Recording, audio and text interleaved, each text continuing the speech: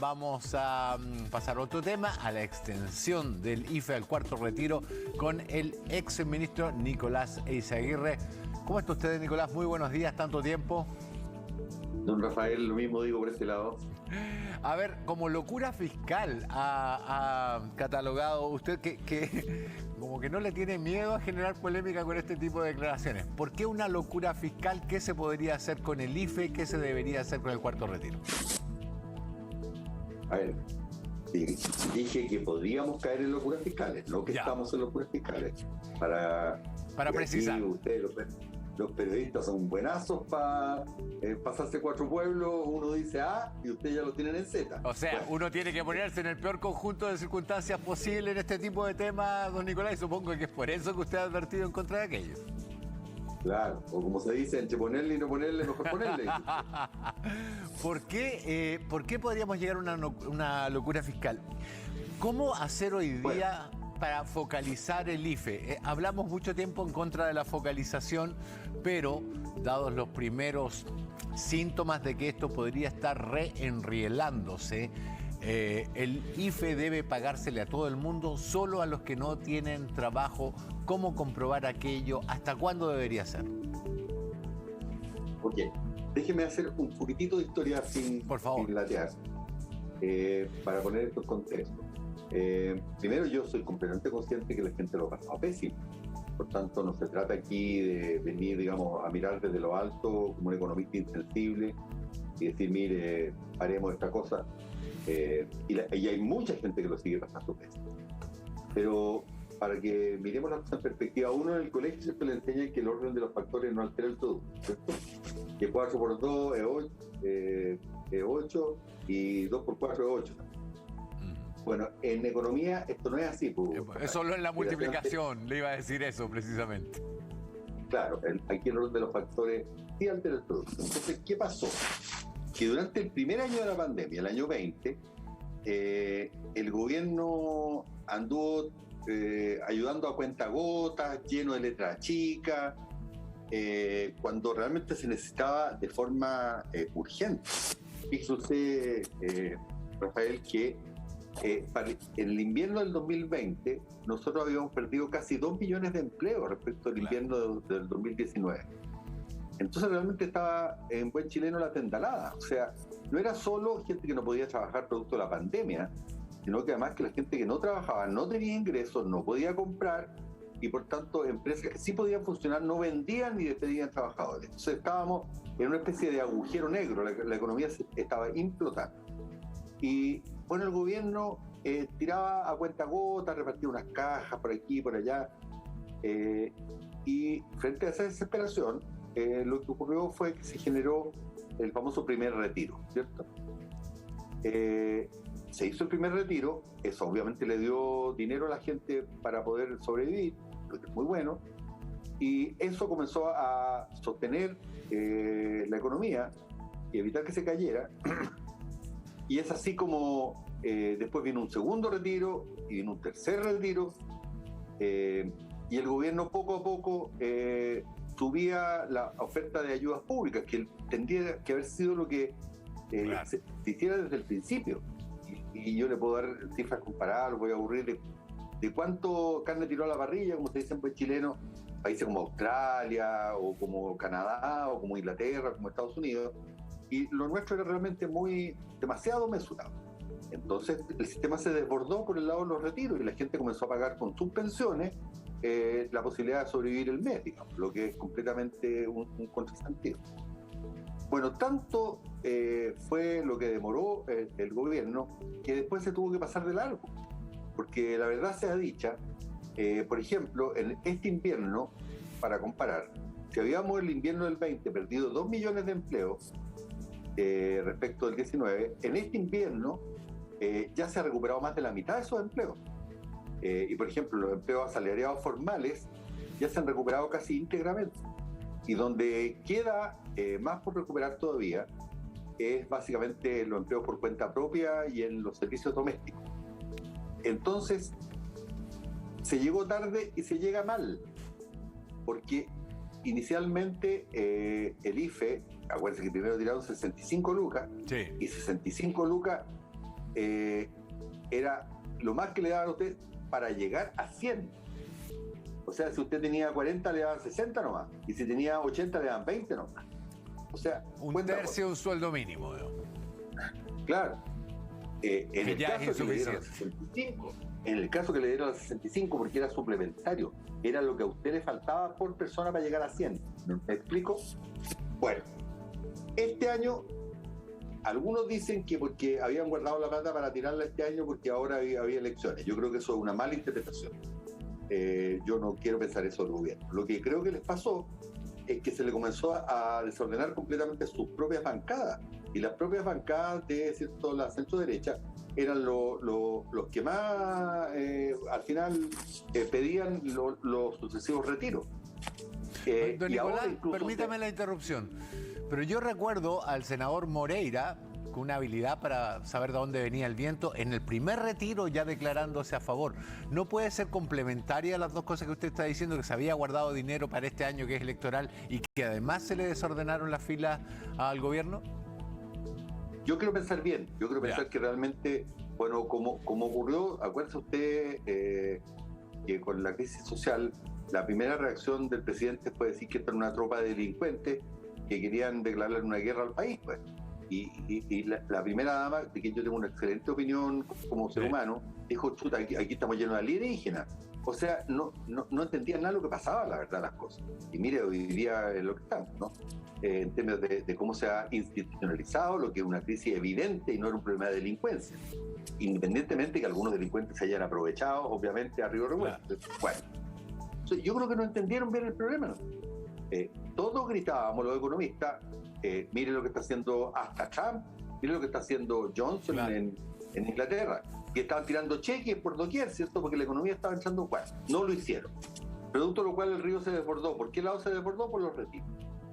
Y entonces, cuando usted comienza a sumar retiros con las ayudas que este año finalmente comenzaron a ser muy sustanciosas, se pasó un poco de rosca la cosa. Y ahora estamos, ¿cierto?, con la economía muy recuperada, y si seguimos con un IFE universal y con más retiro, va a haber inflación. Es tan simple como eso. Porque lo que hay que atender ahora, por ejemplo, son casi 400.000 los empleos por cuenta propia o servicio doméstico. Pero esos empleos por cuenta propia o servicio doméstico, ¿de dónde vienen, Rafael?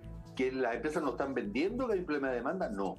Viene de, fundamentalmente, las mujeres, porque que son jefas de hogar, que no pueden salir a trabajar porque no tienen dónde cuidar a los niños, porque las escuelas no están funcionando. O vienen de que los centros estudiantiles no están funcionando y hay una cantidad enorme de servicios.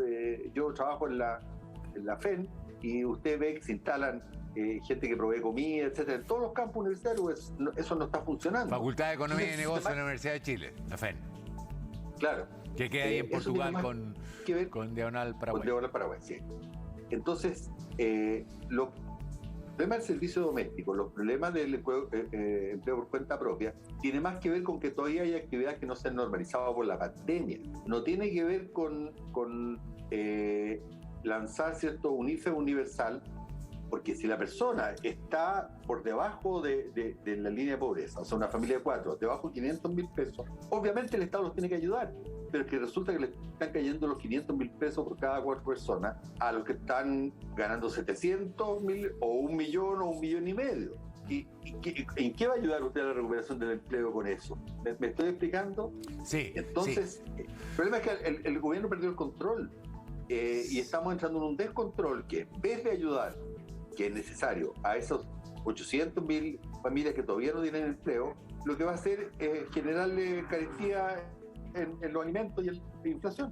Ya, pero en el escenario que usted me está pintando y con algunas observaciones que me gustaría hacer, pero esto suena, y perdón que lo exponga de manera tan brutal, pero en su opinión, ¿esto está ocurriendo por descontrol o porque es conveniente en un año de elecciones? Porque es una medida populista en año de elecciones. Eso ya es suponer intenciones, Rafael. Yo siempre trato de pensar bien. Yo creo que más bien es por descontrol. Ve usted que... Ya, pero el presidente es un economista, don Nicolás. Está bien, pero tiene que él es un político, tiene que manejar la situación. Fíjese usted que hoy día, en el diario, el ministro Melero del Trabajo está llamando a las bancadas del oficialismo a no apoyar el cuarto retiro. O sea, perdieron completamente el control. Entonces, tienen que poner un IFE muy sustancioso y muy universal, no porque sea necesario para las familias que ya no están, ¿cierto?, con pérdida de ingresos. Le acabo de decir que de los 2 millones de empleos se han recuperado más de la mitad. Sí. Sino porque no pueden parar los retiros. Ese es el problema que tienen. Claro. Y lo que deberíamos estar haciendo ahora, desde luego llegar a esas 800.000 familias. ¿Y cómo se hace eso? Con la primera modalidad del IFE, en que usted no tenía, no estaba sobre la línea de la pobreza, le pagan la diferencia, pero no a todo evento, no universal para quien lo necesite y quien no lo necesita. O sea, hay que volver a guiarlo. La palabra focalizar no me carga a mí. Ya. Hay que volver a guiarlo donde está la carencia. ¿Y qué otras cosas hay que hacer? En este ciclo que se ha tirado una cantidad enorme de dinero fiscal, no se han hecho nada en materia de inversión, y la inversión genera empleo, y hay muchas personas que perdieron el empleo, empleos que ya no van a volver, que requieren ese empleo. Entonces, yo estaría en este momento, por ejemplo, el déficit de vivienda. Todos los días ustedes informan sobre el problema de los campamentos. Claro. ¿Por qué no tenemos un programa potente de vivienda que te va a generar empleo? ¿Por qué no estamos invirtiendo esos recursos, por ejemplo, en banda ancha a lo largo del país para que realmente la economía se vuelva a conectar en lo que va a ser la economía post-pandemia? ¿Por qué no aceleramos la descarbonización subsidiando más la energía alternativa? Esas son inversiones para el futuro, igual generan empleo, son soluciones, pero que duran. Sí, a ver, primero una salvedad. Lo que conversé con el diputado Marcelo Díaz y con el diputado Jaime Naranjo ayer mismo, él decía que este cuarto retiro tiene que ver con, además, restablecerle a la gente, devolverle aquello que gastaron en una primera etapa, esta etapa del IFE de 65.000 pesos, y que les significó o pérdida de patrimonio o deudas. Y es que por eso que se debería extender este IFE. Eso como primera impresión, ¿qué crítica le merece? Y que me parece que usted dijo lo que no quería decir. Usted dijo que el cuarto retiro es para eso. ¿Sí? No, me imagino que el IFE se está refiriendo, al IFE. El cuarto retiro lo que hace es quitarle más patrimonio todavía a la gente. Sí. Devolverle. Sí, pero fue lo que me dijeron los entrevistados a mí, pues, don Nicolás. Bueno, está bien, Rafael, pero está bien. Posiblemente entendí yo mal eso. Creo que lo que tratan de decir es que este IFE universal, que es independiente de su situación de ingreso actual, se requiere para que la gente se vuelva a capitalizar un poco por lo que perdió. Ya. Pero se refiere al IFE universal. Y no al cuarto retiro. El cuarto retiro estamos todos de acuerdo en que es una mala política. Y coincido con su análisis. Sobre todo que le ayuda a los que no tienen problemas, porque la gente que todavía le queda en fondo en la AFP claro, son la clase media y para arriba. Así que usted que ya estamos con todas las personas de bajo ingreso, ya no les queda ni uno. Entonces, ¿a quién estamos ayudando? Claro, yo coincido con su análisis, en que esto surge a partir de la incapacidad del gobierno para ir en ayuda oportuna y suficiente en una primera etapa. Es más, lo primero que se hizo fue dar el seguro de cesantía como una fuente de ingresos, lo cual legitimó el argumento: es mi dinero, lo ocupo en lo que se me antoja, y de ahí surgió el primer retiro. Sin embargo, y por una cuestión de física, una vez que se rompe el dique, es muy difícil cerrar esa brecha, y por eso vino el segundo y el tercer retiro. Y ahora entendió perfectamente el argumento, claro, exactamente. Y ahora viene el cuarto. Está pasado rosca porque ya se descontroló. Es que el punto es entonces, ¿por qué no se están haciendo las inversiones que usted me decía? No es la primera persona que dice que en Chile, por ejemplo, debería aprovecharse esta coyuntura para fabricar viviendas. Tenemos un déficit habitacional en Chile, han aumentado los campamentos. Desde el inicio del estallido social, además, mucha gente ha debido abandonar sus trabajos, sus casas, si es que las tenía, se arrendaba, e ir a vivir en campamentos. ¿Por qué no se hace eso? O la banda ancha, que también lo vimos durante la pandemia. Hay alumnos que tenían que subirse al techo de la casa para poder agarrar señal para trabajar. Cuando se le proponen estas cosas al gobierno, ¿qué dice? Porque si usted, Rafael, piensa en la economía doméstica, se le descontrolaron ciertos gastos porque no fue capaz de ponerle coto, de repente no va a poder hacer los gastos imprescindibles. porque va a estar encalillado por otro lado. Entonces, como el gobierno perdió el control de la gente, a ver, yo quiero ser claro contigo, Rafael, con usted, Rafael. Yo no soy partidario de cortar el IFE de manera abrupta. Obviamente, creo que los argumentos de los diputados que tú me señalabas son buenos argumentos, en el sentido que la gente está muy descapitalizada, y no obstante que muchos han recuperado su empleo, están muy descapitalizados. Por tanto, yo habría planteado un IFE decreciente, pero la señal es al revés. La mitad en septiembre y vuelve a ser completamente completo en octubre y en noviembre, y vayamos a ver después. Ahí usted me muestra ciertas vistas de personas pidiendo IFE completo. Entonces hay que irlo desmontando gradualmente, pero sin dejar de atender a aquellas familias que están por debajo de la línea de la pobreza. Ahí hay que continuar aplicando el IFE complementario, como era la modalidad anterior. Y esos recursos que usted ya no va a seguir utilizando, dedicarlo a lo que le digo: inversión pública en vivienda, en banda ancha, en descarbonización, que va a generar empleo y crecimiento futuro. Pero, don Nicolás, ¿tenemos esos registros? En el principio de la pandemia, el gobierno ayudó poco y mal, después lanzó las cajas. Yo me acuerdo de las cajas de alimentos. Yo recibí 2 cajas, no tengo ninguna necesidad de ellos, lo cual solo prueba que el gobierno no tiene un registro claro de qué gente necesita ayuda en este país y quién no. ¿Hoy día la tenemos? A mí no me gusta ser efectivamente crítico, pero lo de las cajas siquiera ya el populismo más antiguo de los populismos. No creo que haya habido ningún criterio de guía de las cajas hacia donde se necesitara, sino que era para, digamos, hacerle campaña a los que llegaban con las cajas. Lo que tenemos nosotros, Rafael, viendo su pregunta, es usted que tenemos otro ejemplo, como el del Perú, donde se gastó mucho, pero se gastó muy mal. ¿Por qué? Porque ellos sí que tienen un gran sector informal, mucho más grande. Claro. Y tenemos registros. Nosotros tenemos el registro social de hogares, una construcción en que Chile es completamente líder en América Latina. No será perfecto, pero es lejos mejor de lo que hay en otros lugares. Lo que pasa es que al principio no se justificaba focalizar, porque le dije que cuando habíamos perdido 2 millones de empleos y la economía se estaba metiendo en una especie de implosión, en un agujero negro, correspondía a IFE universal, pero no lo hicieron entonces, fueron a cuenta gota, y ahora que ya no corresponde lo hacen. Eso es porque están sin control.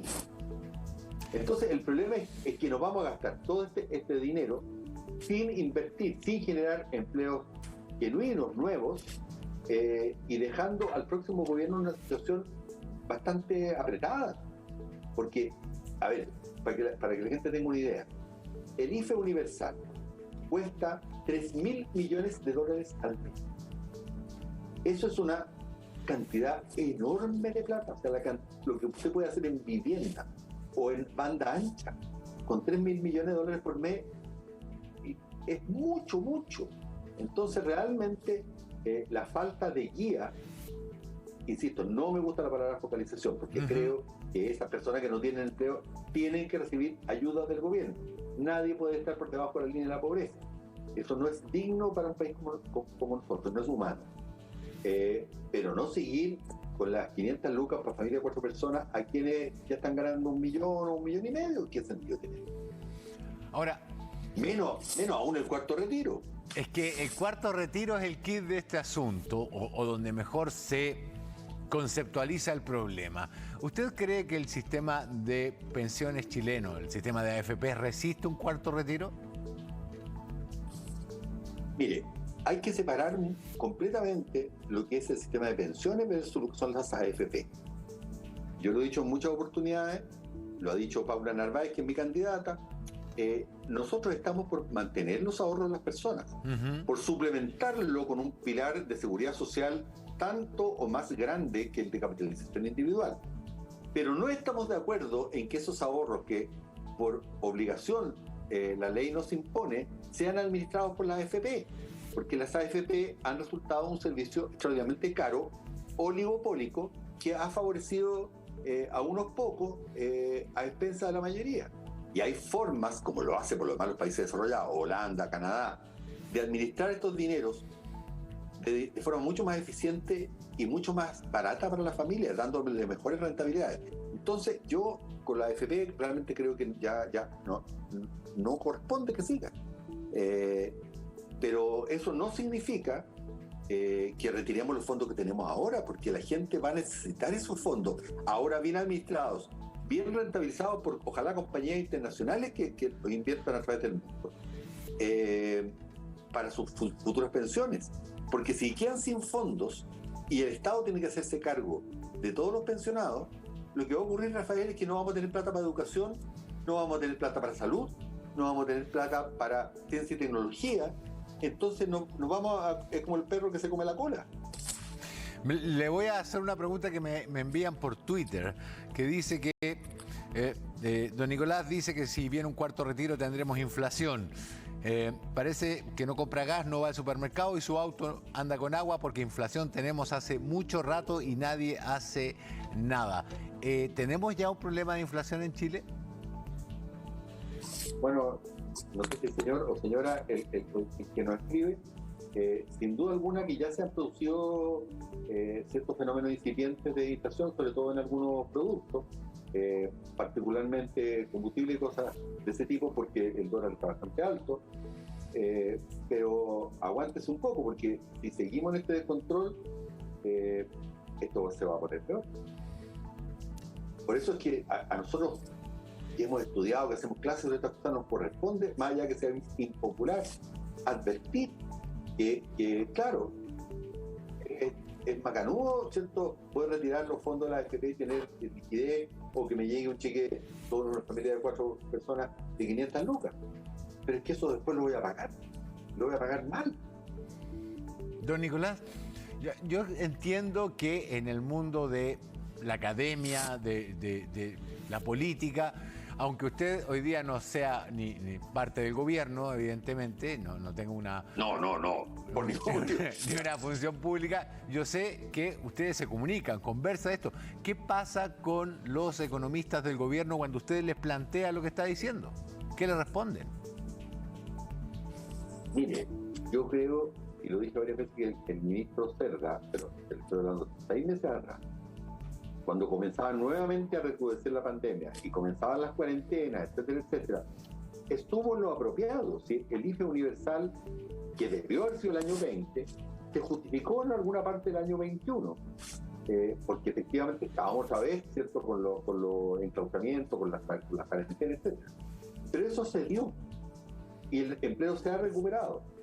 Entonces yo creo que el problema, le insisto una vez más, no es técnico en el sentido que no lo sepan, sino que es político. Si no siguen con ayudas universales muy grandes y sin que necesariamente vayan solo a los que las necesitan, tienen la amenaza del cuarto retiro. Y han perdido los 3 anteriores. Bueno, al Tribunal Constitucional se tuvieron que devolver, o sea, han salido con la cual las tienen todas las veces. Entonces yo creo que al final es eso lo que domina la política, no la racionalidad económica.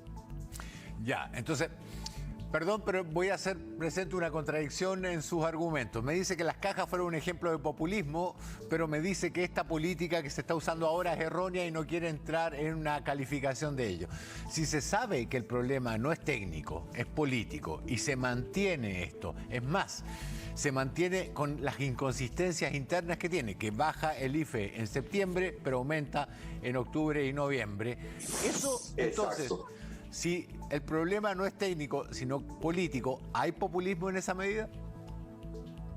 Bueno, usted póngale el apellido que... Usted me acaba de decir que lo de las cajas fue populista, se lo digo por eso. Claro, pero se lo dije después que usted me dijo que había recibido 2 cajas. Sí, po. Y eso que estamos con un poquito de sobrepeso, ambos, pues. Entonces, no, eso es broma. Eso es broma, Rafael. O sea, lo que quiero decir es que ninguno, ni usted ni yo, necesitábamos las cajas. Claro. Llegaron 2. Bueno, el IFE universal está llegando también a personas que ya no lo necesitan. Y esa plata la debiéramos estar usando en construir viviendas, la debiéramos estar usando en energía más limpia, Ya, y cuando usted le propone eso a los personeros de gobierno, viviendas, energía más limpia, banda ancha, ¿qué le responden? Bueno, yo yo creo que la autoridad económica, yo tengo una muy buena opinión del ministro Serra, yo creo que ha hecho lo imposible. Pero si usted va al Congreso y le dicen de capitán página que o hay IFE universal prolongado y cuarto retiro, o prepárense porque vamos a hacer quinto retiro y vamos a sacar el 100%, bueno, hacen lo que pueden. El problema es que perdieron el control de la agenda. O sea, este gobierno, lo que necesitamos es que este gobierno termine luego y ojalá venga un nuevo gobierno que tenga legitimidad, porque ahora estamos justo a la deriva, esa es la verdad de las cosas. Don Nicolás Eizaguirre, ex ministro de Hacienda, ex ministro de Educación, le quiero dar las gracias por este contacto con CNN y Chilevisión. Muchas gracias a ti, Rafael, y disculpa la broma, pero era para aliviar. Son siempre bienvenidas. Muchas gracias, que tenga usted una buena jornada.